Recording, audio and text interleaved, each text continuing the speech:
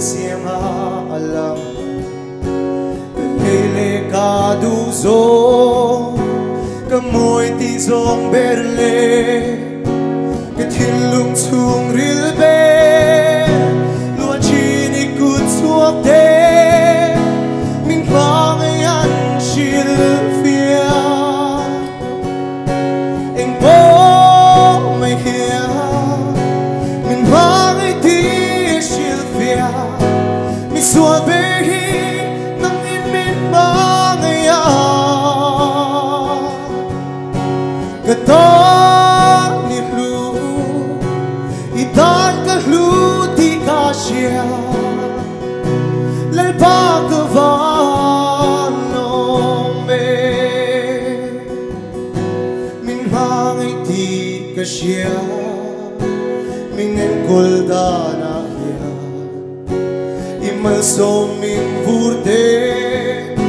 Mingay saksiyan shil Mangay tuming bea Mangay turming bea Min pangayan silfia Eng po may hiya Min pangay ti silfia Mi suabehi Nangin min pangayan Kadang Itan ka luti ka siya Lalpa ka valo me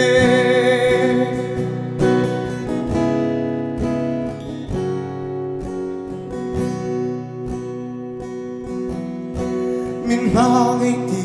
ka siya Ituar na alam Patien fa pa meu ka Na kanay kay na Tingko saan kaya Sa rok mo at hauberi Min mga isilfia Eng po may hiya Min mga isilfia Mi suaberhi Nang min mga Gatan ni lu Itan ka luti ka siya Lalpa ka valo me Gatan ni lu Itan ka luti ka siya Lalpa ka valo